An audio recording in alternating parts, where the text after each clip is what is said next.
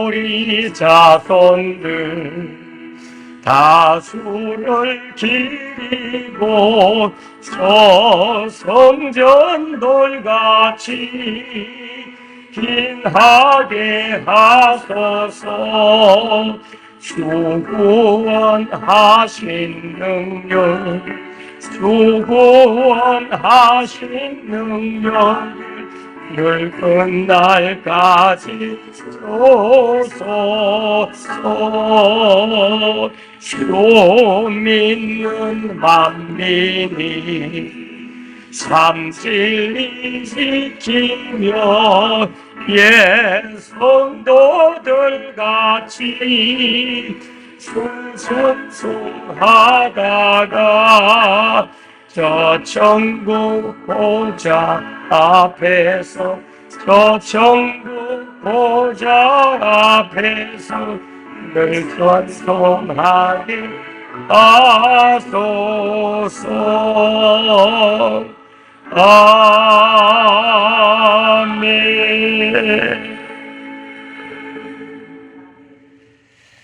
아멘. 사도행전 25장입니다. 사도행전 25장 전체를 보도록 하겠습니다. 사도행전 25장 1절로 마지막 절까지 27절까지 있는 것 같아요. 네. 사도행전 25장 1절로 마지막 절까지.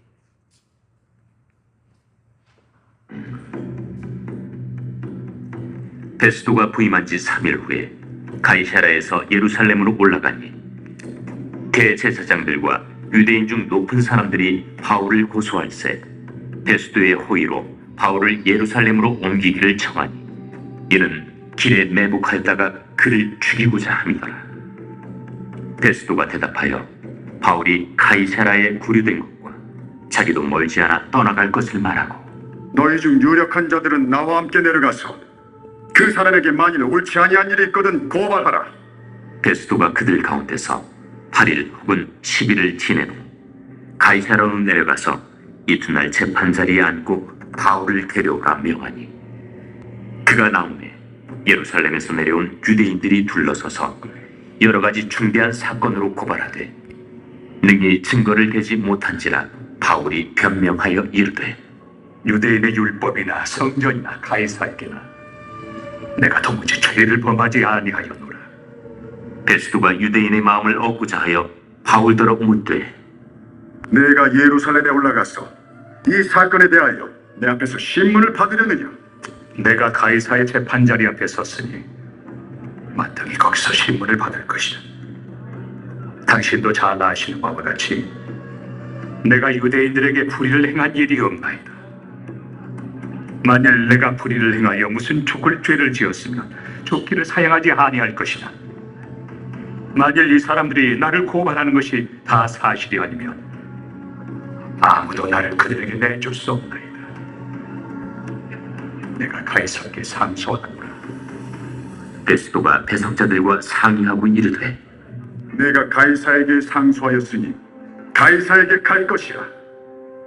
수일 후에 아그리빠 왕과 버니게가 베스도에게 문안하러 가이사랴에 와서 여러 날을 있더니 베스도가 바울의 일로 왕에게 고하여 이르되, 벨릭스가 한 사람을 구류하여 두었는데 내가 예루살렘에 있을 때 유대인의 대제사장들과 장로들이 그를 고소하여 정죄하기를 청하기에 내가 대답하되 무릇 비유가 원고들 앞에서 고소 사건에 대하여 변명할 기회가 있기 전에 내주는 것은 로마 사람의 법이 아니라 하였노라. 그러므로 그들이 나와 함께 여기오매 내가 지체하지 아니하고 이튿날 재판자리에 앉아 명하여 그 사람을 데려왔으나 원고들이 서서 내가 짐작하던 것 같은 악행의 혐의는 하나도 제시하지 아니하고 오직 자기들의 종교와 또는 예수라 하는 이가 죽은 것을 살아있다고 바울이 주장하는 그 일에 관한 문제로 고발하는 것뿐이라. 내가 이 일에 대하여 어떻게 심리하는지 몰라서 바울에게 묻되 예루살렘에 올라가서 이 일의 신문을 받으려느냐 한즉 바울은 황제의 판결을 받도록 자기를 지켜주기를 호소하므로 내가 그를 가이사에게 보내기까지 지켜두라 명하였노라. 아그리빠가 베스도에게 이르되 나도 이 사람의 말을 듣고자 하노라. 내일 들으시리이다. 이튿날 아그리빠와 버니게가 크게 위협을 갖추고 와서 천부장들과 시중의 높은 사람들과 함께 접견 장소에 들어오고 베스도의 명으로 바울을 데려오니 베스도가 말하되 아그리빠 왕과 여기 같이 있는 여러분이여, 당신들이 보는 이 사람은 유대 모든 무리가 크게 외치되 살려두지 못할 사람이라고 하여 예루살렘에서와 여기서도 내게 청원하였으나 내가 살피건대 죽일 죄를 범한 일이 없도이다. 그러나 그가 황제에게 상소한 거로 보내기로 결정하였나이다. 그에 대하여 황제께 확실한 사실을 알 것이 없으므로 신문하러 상소할 자료가 있을까요? 당신들아, 특히 아그리빠 왕 당신 앞에 그를 내세웠나이다. 그 죄목도 밝히지 아니하고 죄수를 보내는 것이 무리한 일인 줄 아나이다. 네, 오늘 25장, 사도행전 25장, 연이어서 사실은 26장을 같이 보면 더 좋은데 26장과 연결해서 오늘 말씀을 전하고자 합니다. 그동안 예루살렘에 잠시 구제비를 전달하기 위해서 올라갔던 바울이 그저 한 보름 정도밖에 되지 않았는데도 옛날 선교 현장에서 만났던 복음 전파의 반대자인 유대인들이 예루살렘에까지 따라와가지고 바울에 대한 거짓된 그러한 소문을 내면서 바울을 죽이려고 유대인들을 선동해가지고 폭동을 일으켰죠.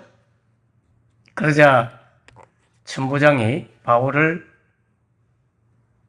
도리어 사로잡아가지고 보호를 하게 됩니다. 그리고는 가이사라 지역으로 이동을 시키죠.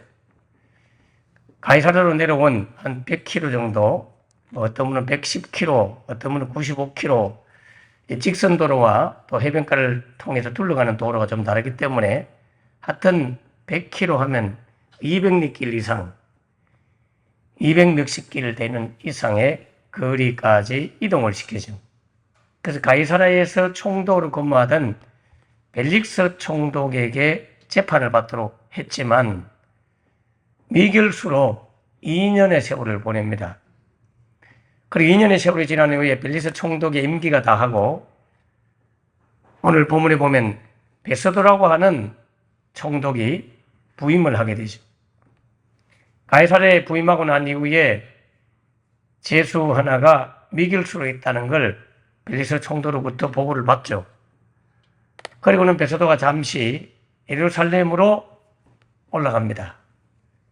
가이사라에서 예루살렘까지는 그저 이틀이나 3일 또는 말 타고 가면 한 이틀 만에도 갈 수 있지 않겠어요? 그래서 오면 한 5일 정도 이렇게 걸리는 그런 지역이라 봅니다. 키로수로 계산하면. 그래서 한 3일 후에 가이사라에서 예루살렘으로 올라갔다 이렇게 돼 있죠. 오늘 성경 1절부터 보시면 베서도가 예루살렘으로 올라가니까 거기 있던 대제사장들 이분들이 본래 가이사라까지 내려왔었거든요.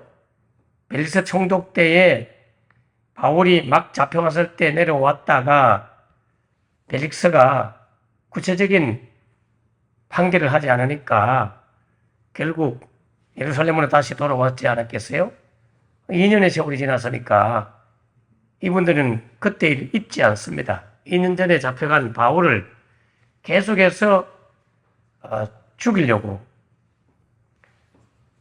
그 마음이 변하지 않아요. 그래서 대제사장들과 유대인 중에 나름대로 정치적으로나 종교적으로나 높은 사람들이 바울을 다시 두 번째 총독인 베노스 총독에게 고소를 하죠.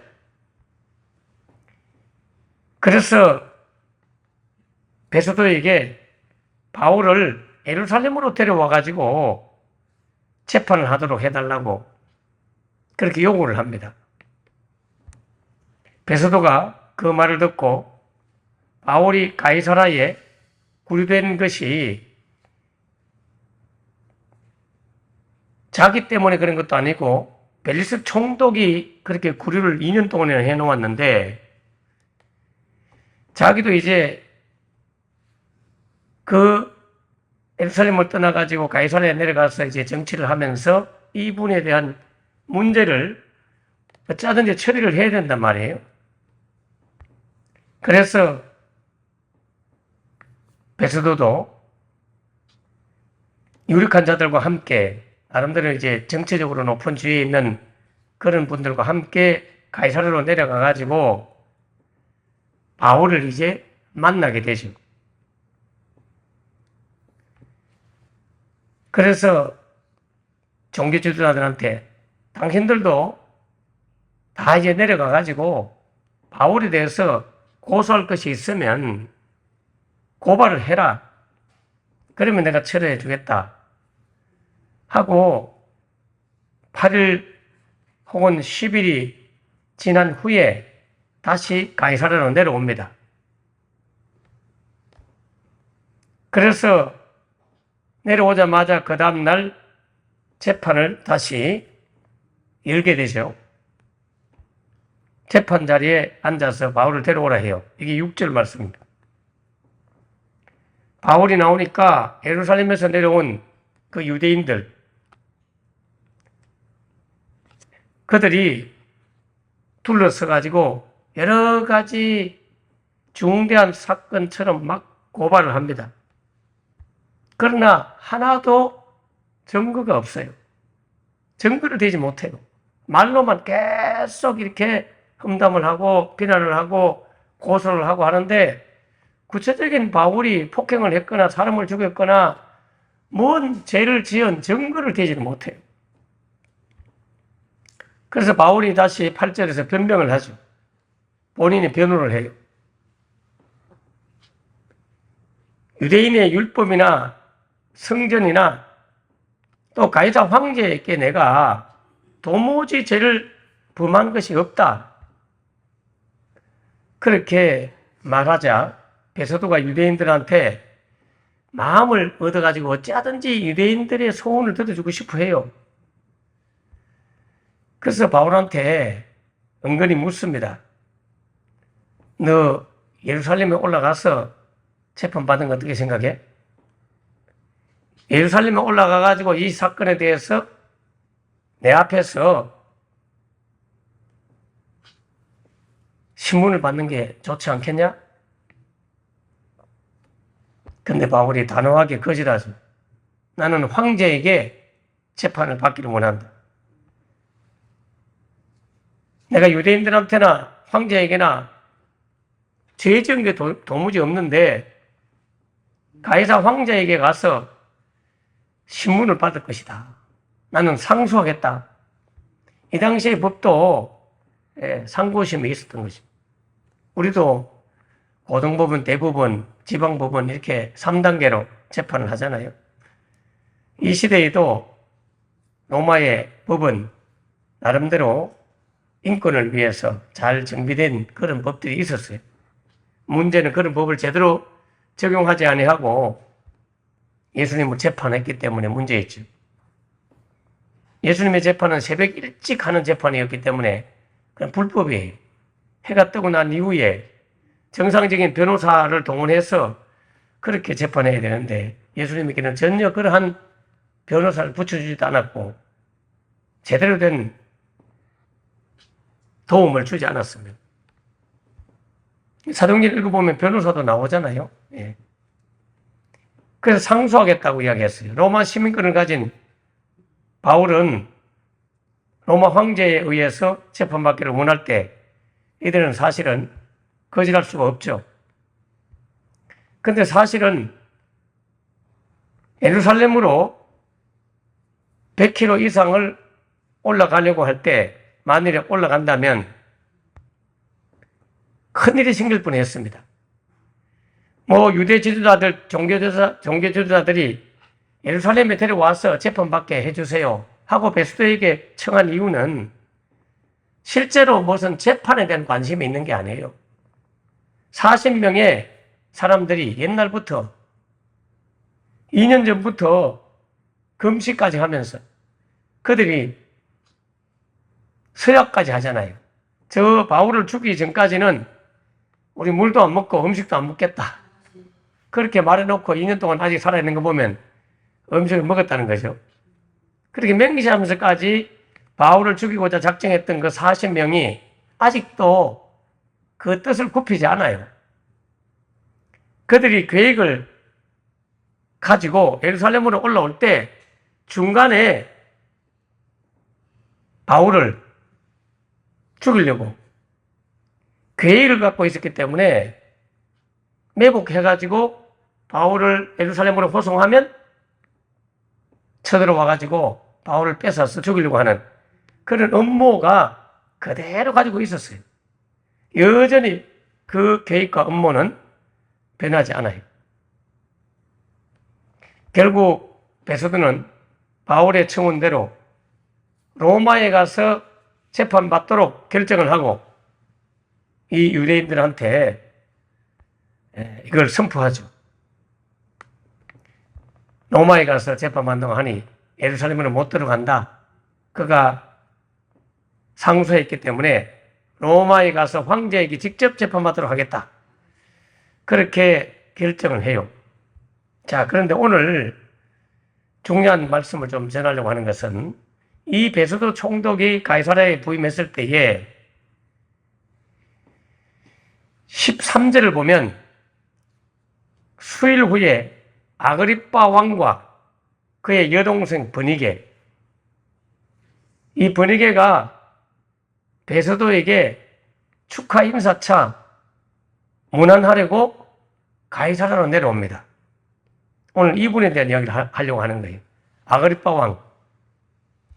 아그리빠 왕과 버니게는 여동생과 오빠 사이지만 그 당시에 소문은 부부다.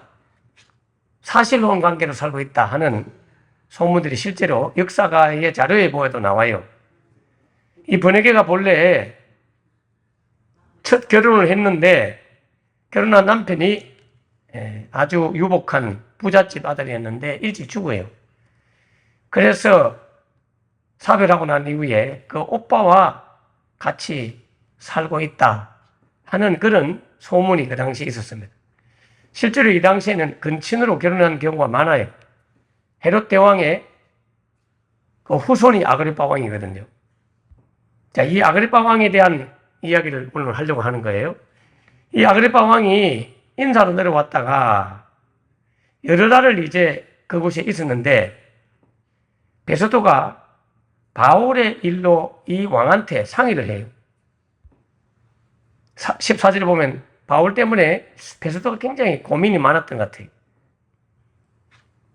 로마로 보내지 않을 수도 없고 유대인들의 환심을 저버리는 것도 골치 아프고 굉장히 많은 고민을 한 것 같아요. 그러니까 아그리빠 왕이 왔으니까 그 아그리빠 왕한테 이 총독이 이야기를 합니다.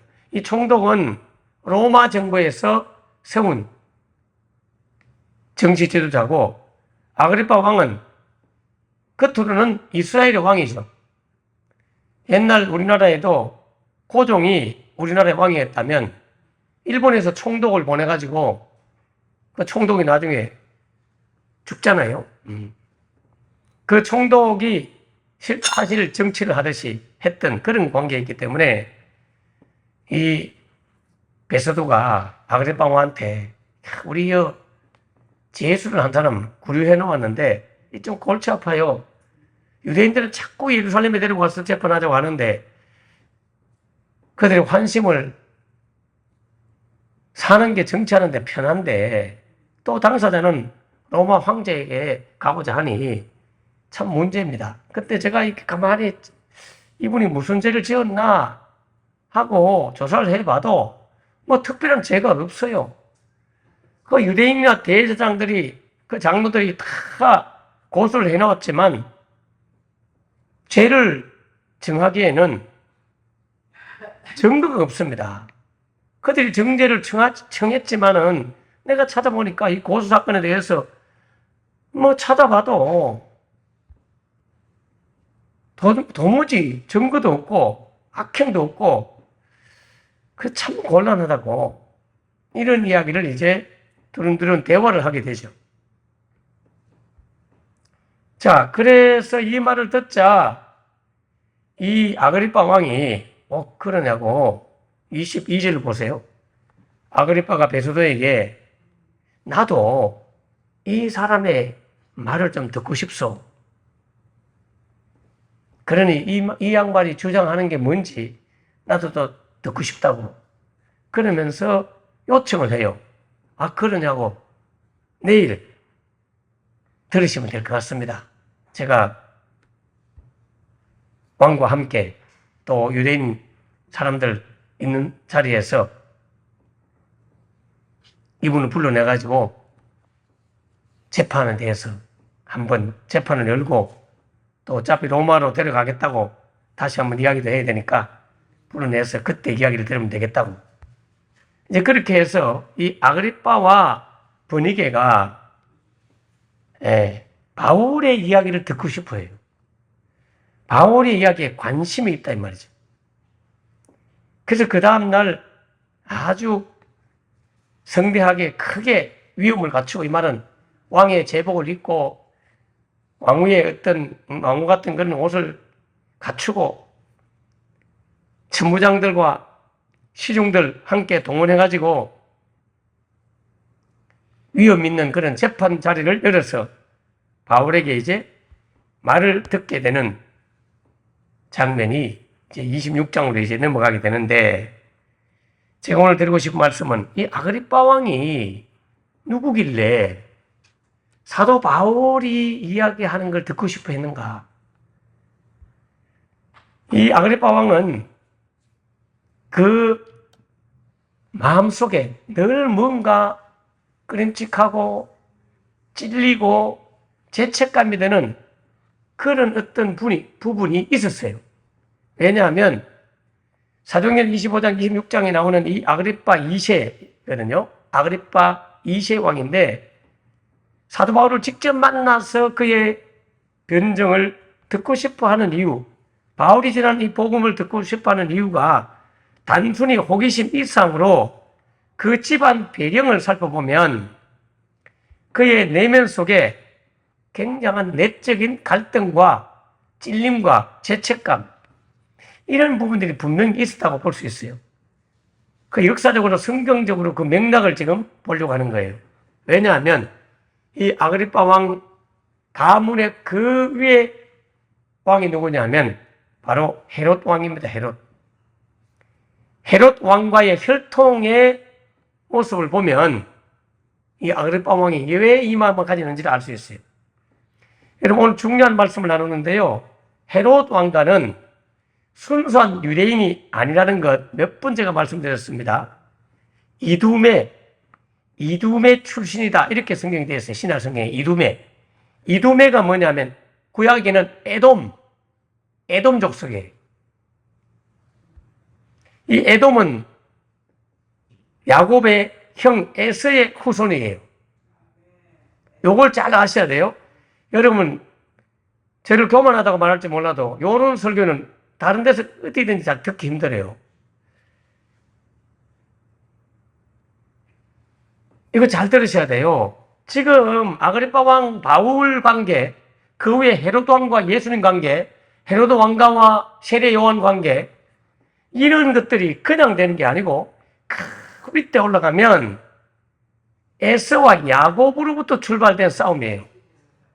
이미 우리 교인들은 몇 번 들어서 알 거예요. 에돔 후손이 야곱과 에서 가운데 에서의 후손이 누구냐면 헤롯 왕이에요. 헤롯 왕. 예수님은 누구의 후손이냐? 야곱의 후손이에요. 뱃속에서 에서와 야곱이 쌍둥이였잖아요.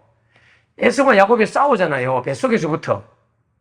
그 야곱의 동생 야곱의 후손으로 오신 분이 예수님이고, 에서의 후손으로 온 사람이 헤롯 왕가입니다. 뱃속에서부터 싸웠던 싸움, 에서와 야곱의 싸움, 이것이 지금까지 내려오는 거예요. 구약 내내 이스라엘과 대립관계에 있었던 사람이 에서의 후손들이에요. 이 에돔 후손은 종종 하나님의 백성들을 적대시하고 계속해서 괴롭혔습니다. 이 에돔 후손이 살았던 장소를 제가 가봤는데요.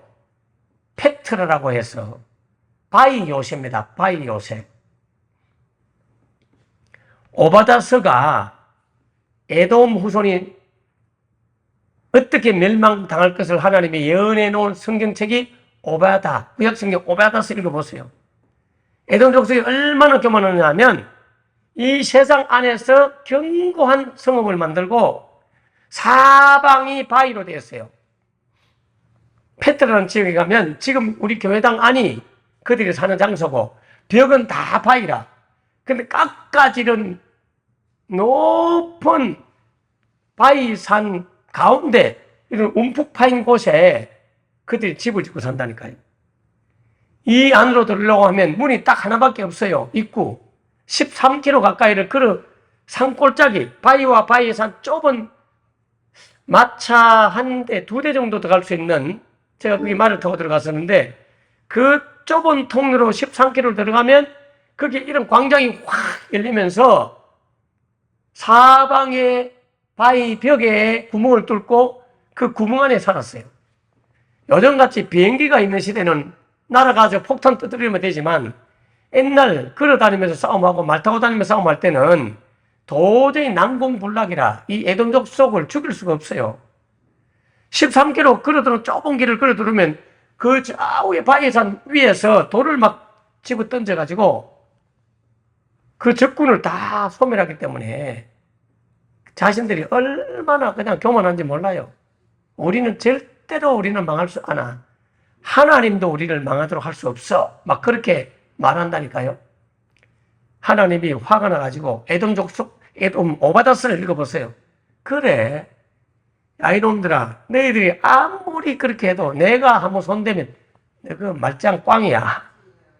네가 저 높은 바위 위에 틈을 잡고 살아도 망할 것이고, 너희 나라가 얼마나 망하도록 내가 할 수 있느냐 하면 도둑놈이 들어와서 강도질을 해도 물건 몇 개는 남겨놓고 나가는데 너가 망할 때는 하나도 없이 싹쓸이해서 만큼 내가 망하도록 하겠다. 너희들이 하늘 구름 위까지 도망을 가도 내가 가서 망하도록 하겠다. 이게 오바다스를 읽어보면 그런 내용이 나와요. 오늘 말 들은 김에 집에 가서 한번 읽어봐요. 드라마 성경을 읽어보면 하나님이 굉장히 화나가지고 어떻게 망하도록 할 것인가를 말갛게, 도둑이 와도 뭘 남기고 가지만은 내가 망하게 하면 말갛게 망하게 하겠다. 하늘 구름 위에 너희들이 자정하고 앉아있어도 거기까지 내가 따라가서 완전히 망하게 하겠다.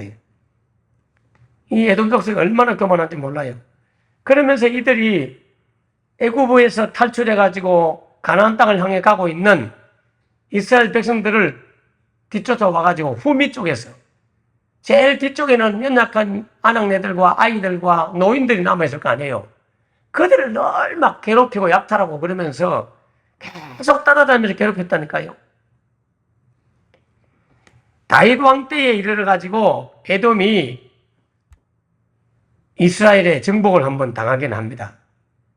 사무엘라 8장 14절에 보면 다윗 왕이 하나님을 사랑한다는 뜻을 가진 이 다윗 왕, 야곱의 후손이죠. 다윗 왕도 이때 한번 그들이 정복을 당하긴 해요. 이후에도 늘 이스라엘의 긴장관계, 갈등관계를 일으켰던 존재가 에돔 족속입니다. 헤롯 대왕은 바로 로마의 지원을 받아가지고 유대의 왕이 되었지만 혈통으로는 유대인이 아니었고 바로 에돔 족속, 이둠의 사람이었습니다. 그의 부인은 유대인이지만 본인은 에돔 족속, 정통 이스라엘 백성의 혈통이 아니단 말이에요. 그래서 유대인들로부터 외인 취급을 받았어요. 인정을 잘 못 받았어요. 지가 무슨 왕이라고 이러면서 그럼에도 불구하고 그는 성전을 개축합니다. 이분이 건축가 있거든요. 헤롯 대왕, 그레이트 헤롯 왕은 굉장히 건축 이런 데 대해서 관심이 많고 설계에 대해서 관심이 많고 그래서 성전을 개축 보수하면서 유대인들의 환심을 살려고 그래서 유대인의 왕국의 주인이 되기 위해서 애를 썼던 사람이에요. 헤롯이 건축해 놓은 건축물 가보니까 대단해요. 그 당시에 냉탕, 온탕, 이런 목욕탕 지어놓은 거 보면 아직도 남아있어요. 벽 저기에 수증기가 흘러가도록 이렇게 난방장치를 벽에다 해놓는다니까요. 냉탕은 깊은 땅 속으로 가서 냉탕 만들고, 온탕은 불을 떼가지고 벽에 보일러 설치를 해가지고, 바닥도 마찬가지고, 수증기 보일러 설치를 그 당시에 했다니. 그게 지금도 남아있어요. 제가 직접 거기를 가봤으니까요. 그래서 이 헤로드 왕가와 예수님과 교회, 복음 이런 관계를 보면 그때로부터 헤롯 가문은 계속해서 예수님을 괴롭히죠. 에서가 야곱을 괴롭힌 것처럼 에서의 후손들이 이스라엘 백성들을 괴롭힌 것처럼 이 에돔 족속이 다윗 왕가를 괴롭힌 것처럼 구약 성경에는 에스더서를 알 거예요. 에스더서에 보면 에돔의 후손들이 야곱의 후손 이스라엘 백성들 유대인을 다 말살하려고 계획을 잡았던 사람이 하만이라고 하는 사람이에요. 하만. 에스더서도 읽어봐요, 여러분. 하만과 모르드게 아시죠? 그리고 에스더가 모르드게의 조카잖아요. 그 에스더가 유대인인데 바벨론은 왕비가 되잖아요. 그런데 그 하만이 에서의 후손인데 거기서 높은 주인 장관 자리를 하고 있었단 말이에요. 그래서 유대인들을 다 죽이려고 날짜 잡아놓고 왕한테 모략을 꾸미다가 바로 에스더 왕후가 왕을 만나가지고 청혼 한 번을 만나면 하만이 장대 위에 달려서 죽게 되잖아요. 그 역사 여기는 이렇게 보면 재밌잖아요. 에스더서도 드라마 성경으로 한번 별로 안 기니까 읽어보세요. 재미나요. 근데 거기에 역사의 배후에는 영적 싸움이 있는 거예요. 에서와 야곱이 계속해서 메시아의 오심을 방해하잖아요. 에서가 장자로서 메시아가 오는 길을 열어야 되는데 팥죽 한 그릇에 그걸 팔아먹는 바람에 야곱에게로 영적 장자의 명분이 넘어가잖아요. 그 장자는 바로 하나님의 장자이신 예수님, 맏아들 예수님. 그 예수님의 메시아의 오심을 에서와 야곱이 팥죽 한 그릇에 장자의 명분을 넘겨줌으로 말미암아 구체화되죠. 물론 하나님이 뱃속에서부터 큰 자가 작은 자를 섬기리라 그렇게 말했듯이 이 야곱을 통해서 메시아의 오심을 미리 알고 계신 하나님의 섭리가 나옵니다만은 그 싸움이 계속 내려오면서 나중에는 하만이 모르드게를 죽이려고 계획하면서 유대인 전부를 말살하려고 포로로 잡혀갔던 유대인들을 전부를 죽여가지고 예수님의 오심을 방해하려고 했죠. 근데 그게 무산되면서 하만이 도리어 죽게 됩니다. 그 하만이 바로 에서의 후손이거든요. 하만이 에돔 족속의 왕 아각 왕이라고 하는 그 왕의 후손이었단 말이에요. 그런데 그 싸움이 계속 내려와가지고 구약 성경을 넘어서서 신약 시대에 들어왔을 때에 그레이트 헤롯 대왕, 이 사람이 내나 에서의 후손인데 이 사람이 예수님이 태어나자마자 예수님이 죽이려고 온갖 혈안을 눈에 불을 켜고 베들레헴에 군사를 보내가지고 2살 아래의 아이들을 다 죽이면서까지 메시아 탄생 자체를 막으려고 했던 사람이 이 사탄적인 시도를 한 사람이 헤롯 대왕이잖아요. 헤롯 대왕이 에서의 후손이라니까요. 예수님은 야곱의 후손이고 그 이후로 헤롯의 아들이 4명 정도 4명이 있거든요. 그 중에 헤롯 안티파스라고 하는 왕이 나와요. 여러분, 누가복음 23장 7절에 12절. 자, 이런데 나오는 헤롯 나온다고 해서 다 같은 헤롯이 아닙니다. 이 헤롯 안티파스는 세례 요한을 참수한 왕이에요. 마가복음 6장 27절에 나와요. 세례 요한 죽인 사람 누구냐? 예수님의 오심의 길을 예비한 세례 요한을 죽이면서 방해했던 사람이 헤롯 안티파스죠. 예수님의 재판 때에 빌라도에게서 예수를 넘겨받아가지고 조롱을 했던 왕이 헤롯 안티파스입니다. 헤롯 대왕의 아들 헤롯 왕. 그 밑에 후손이 또 예수님을 재판할 때 괴롭혀요. 그게 누가복음 23장 7절 12절에 보면 예수님을 막 희롱하고 조롱하고 메시아를 조롱하는 모습으로, 배척하는 모습으로 그 아들 때 헤롯 안티파스 왕이 나오죠. 그리고 헤롯 아그리파 1세가 또 나와요. 사도 야고보를 칼로 죽인 사람이 사도행전 12장 2절에서 헤롯이 세례 요한을 죽였다 나올 때 거기 헤롯은 헤롯 아그리파 1세예요. 그 아들의 아들, 손자죠. 헤롯 대왕의 손자입니다. 그리고 베드로를 옥에 가두어서 사형 집행하려고 했던 사람이 헤롯 아그리파 1세예요. 헤롯 대왕, 헤롯 안티파스, 그리고 헤롯 아그리파 1세. 계속 내려갑니다. 물론 헤롯이 가면은 자식들이 많기 때문에 헤롯 빌립도 있고 뭐 블루투스도 있고 여러 명이 있지만 직접적으로 갈리는 이 왕들은 헤롯 대왕, 헤롯 아그리파 1세, 그리고 헤롯 아그리파 2세. 오늘 본문에 나오는 아그리파 왕은 바로 아그리파 2세입니다. 헤롯 아그리파 2세입니다. 바울의 복음을, 그 복음의 변종을 듣고자 했던 사람이 헤롯 아그리파 2세예요. 그래서 이 사람은 이때 할아버지 때부터, 아버지 때부터 계속 이 예수님과 관련이 있었던 거예요. 알고 보니까 그때부터 관련이 있었는데, 그러니까 이 사람은 자기 집안하고 예수님, 즉 야곱의 이 혈통하고 에서의 혈통이 계속 싸워온 걸 역사적으로 수천 년 동안 싸우며 내려왔거든요. 복음과 가장 가까이 있었던 가문이 이 헤롯 가문이에요. 예수님과 가장 가까이 있었던 가문이 헤롯 가문이에요. 그런데 오늘 아그리파 2세가 복음에 관심이 있어서 뭔가 내적 갈등도 있고 죄책감이 있으니까 바울로부터 듣긴 듣는데 이 사람이 온전히 회개하고 돌아왔느냐? 그렇지 않은 것 같아요. 이걸 보면 너무 안타깝죠. 이처럼 헤롯 왕가는 예수님의 탄생부터 그 위 때는 에서와 야곱 때부터 예수의 죽음과 부활, 그 이후에 교회의 확장, 사도들의 사역, 이들 모든 교회에 반복적으로 대적 가문으로 내려오는 가문이 에서의 가문이고 헤롯의 가문이었습니다. 창세기 25장에서는 하나님은 리브가에게 말씀하기를 내 태중에 두 국민이 있구나.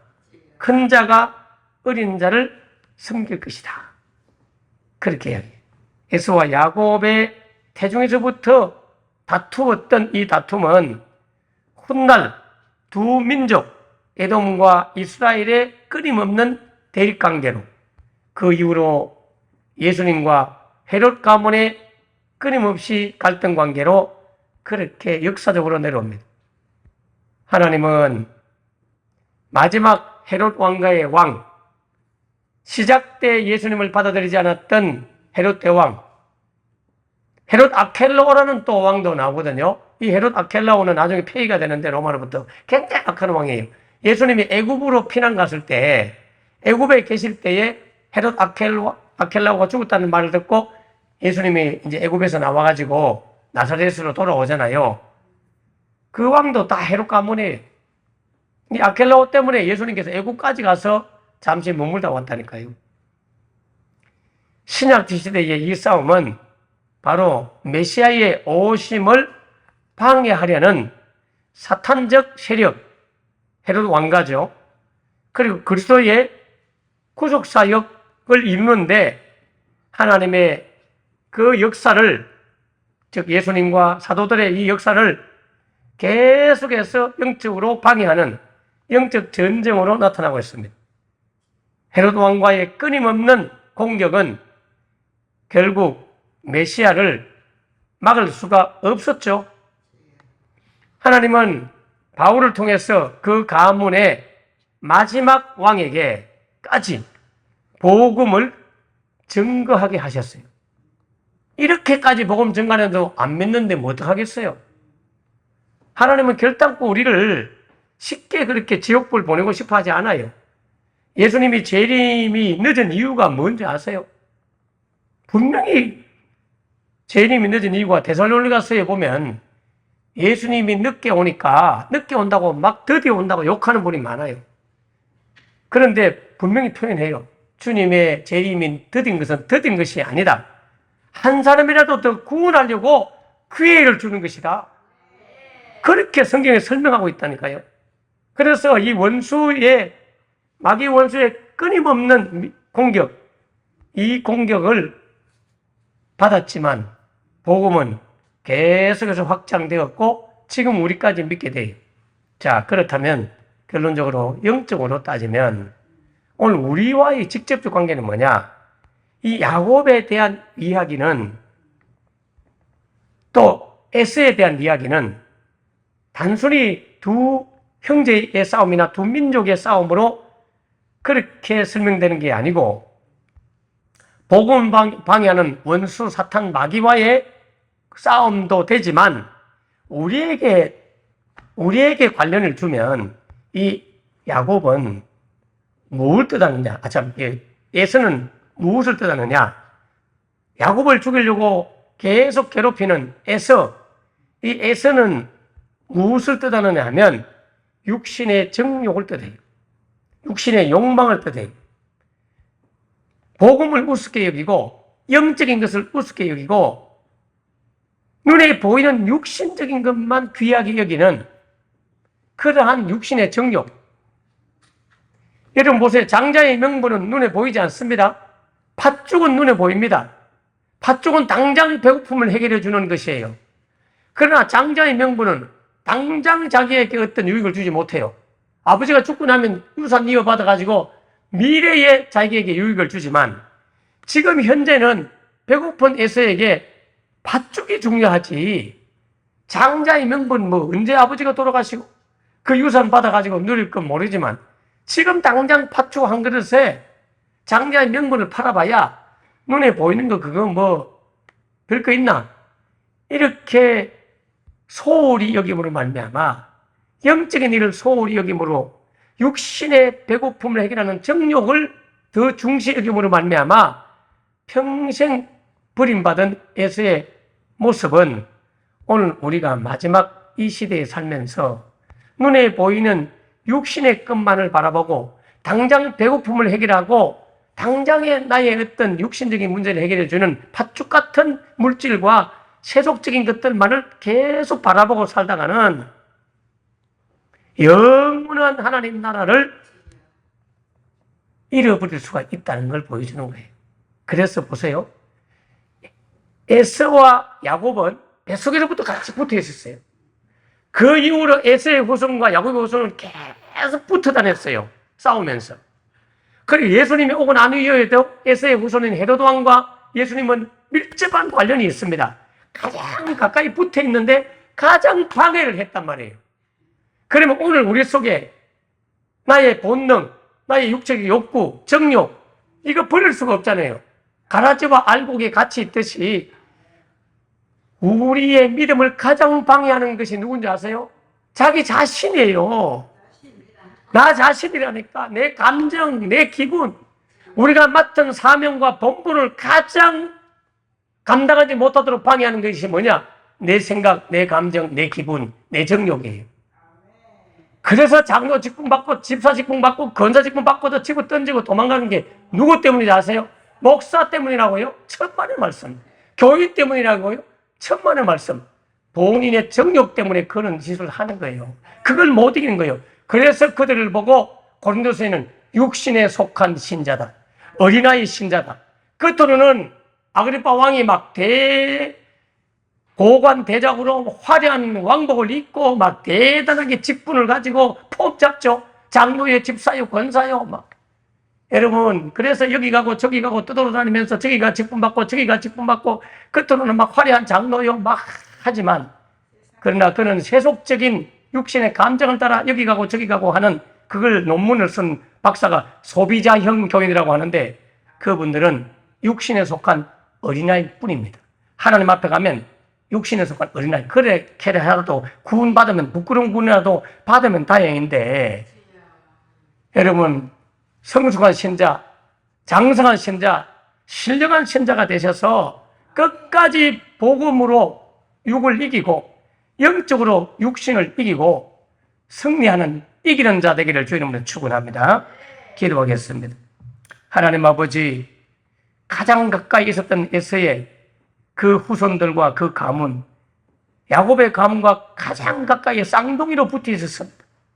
우리 속에는 바로 이러한 에서의 후손인 정욕, 육신의 정욕, 육신의 생각, 육신의 뜻, 이 땅의 끝, 나에게 이것이 내재되어 있고 동시에 나는 또한 영적 세계를 가지고 있습니다. 바울은 로마서에서 이 둘이 내 속에서 끊임없이 싸움을 한다고, 오라, 이 육신의 정욕에서 누가 나를 구원하겠느냐?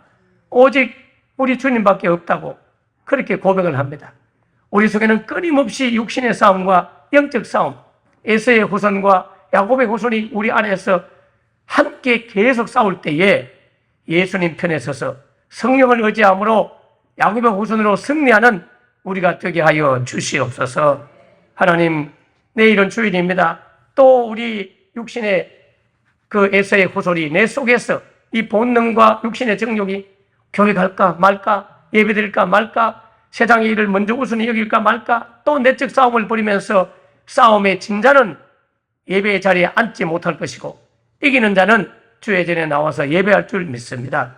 물론 환경에 의해서 어쩔 수 없는 분도 있지만 내적 갈등에서 이기지 못한 육신의 정욕을 따라가 팥죽 한 그릇을 더 중시 여기는 그러한 에서의 후손이 되지 않도록 거룩한 하나님 나라를 바라보고 그 예수님을 가장 가까이서 복음 들을 기회를 마지막까지 바울을 통해서 헤롯 가문에 허락하신 이 하나님의 사랑을 우리 모두가 알고 오늘까지 주님은 우리에게 기가 닳도록 예수 잘 믿어라, 하나님 잘 믿어라, 오늘 밤에 네 영혼이 떠나갈 수 있다, 이러한 경고의 말씀을 들으면서 주님을 더 깊이 사랑하는 성도들 되게 하여 주옵소서. 하나님, 원치 않은 사고로 허리 골절로 수술받은 우리 박원석 지사님 퇴원하여 잘 지금 회복 중에 있습니다. 하나님이 계속 도와주시옵소서. 특별히 저에게 오신 지 한 달밖에 안 됐던 김정순 비군사님께서 일로하신 가운데 혼자 계시다가 쓰러지셔서 병원에 입원해 있습니다. 저희들이 어떤 상황인지 아직 100% 파악을 못했지만 그의 의식을 주께서 회복시켜 주시고 그 모든 질병 가운데서 고침을 받고 다시 주의 전에 나와 예배할 수 있도록 도와주시옵소서. 그리고 또 본교회 심호하시는 김정근 권사님도 코에 용종을 제거하고 휴식 가운데 있습니다. 잘 회복되도록 도와주시옵소서. 우리 석호 형제도 그 어마어마한 암세포를 이기고 승리케 하셔서 감사합니다. 계속 이기도록 도와주옵소서.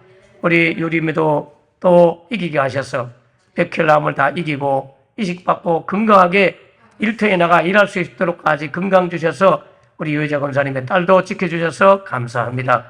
하나님, 미모저모 부족한 종이 다 호명하지 아니해도 각 사람의 형편을 따라 여러 가지 육체의 연약함을 가지고 계신 분들을 주님이 만져주시되 그들이 영적 싸움으로 육을 이길 수 있는 믿음을 허락하여 주옵소서. 성령의 능력으로 육신의 정욕을 제압할 수 있는 믿음을 허락하여 주시옵소서. 오늘 10시부터 시작되는 치유사역 가운데 성령님, 종은 마르막대기와 같습니다. 하나님의 거룩한 기름 모심이 있게 하셔서 찾아오는 성도들의 그 어려움이 없도록 그들을 육신을 치료하시되 영도 치료하셔서 예수 믿는 역사에 있도록 은혜 나리워 주시옵소서. 주께 감사드리옵고 예수님 이름으로 기도옵나이다. 아멘. 아멘. 감사합니다. 오늘도 말씀 기도하시고 내일 주일입니다. 주일 위해서 중보기도 꼭 해주세요. 주의 종을 위해서도 기도해 주시고 오는 성도들도 은혜 받아야 돼요. 성도들도 은혜 받아야 됩니다. 성도들 위해서도 기도해 주시고 같이 주여 기도하겠습니다. 주여 주여 주여 하나님 아버지 감사합니다. 오늘 이 아침에 나와 중보기도 할 수 있는 자리에 우리를 앉혀주셔서 감사합니다. 육신의 정욕과 싸워서 깨어 이기게 하셔서 감사합니다.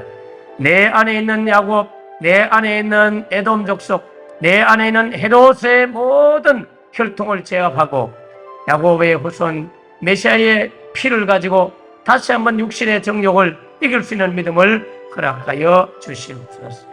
주님 감사합니다.